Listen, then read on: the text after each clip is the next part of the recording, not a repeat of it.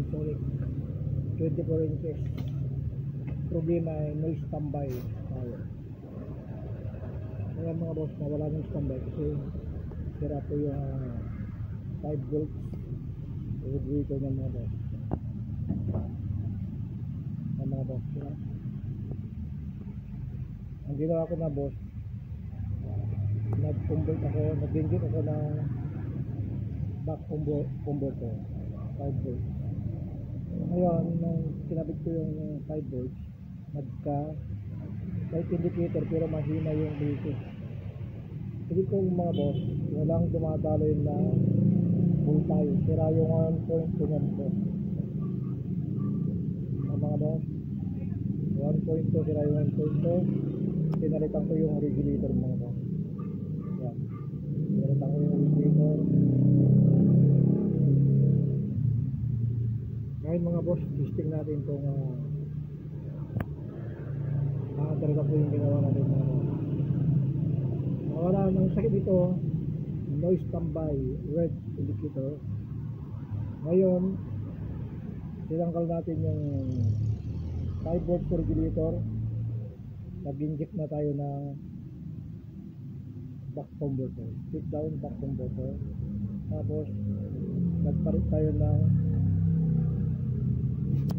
regulator na 1.2. Yan mga boss, i-check natin mga boss kung maganda yung ginawa natin, kung okay na ba yung ginawa natin mga boss. Tap natin, sana'y okay na siya. Tap natin yung light indicator ng mga boss natin. Yun, tapos natin nag-read yung indicator niya mga boss. Power on natin.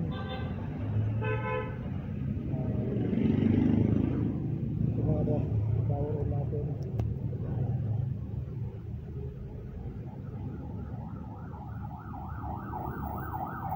Yun, nag-backlight na mga boss. Yun, nangilaw na. Check natin kung may display mga boss. Parang may display. Yun o, yung mga boss.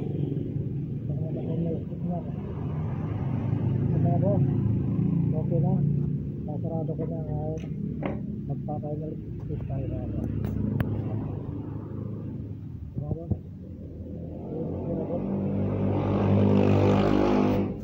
regulator.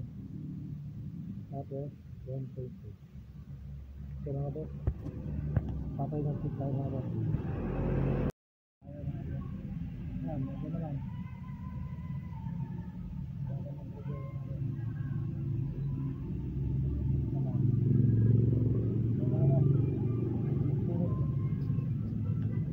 Okay mga boss.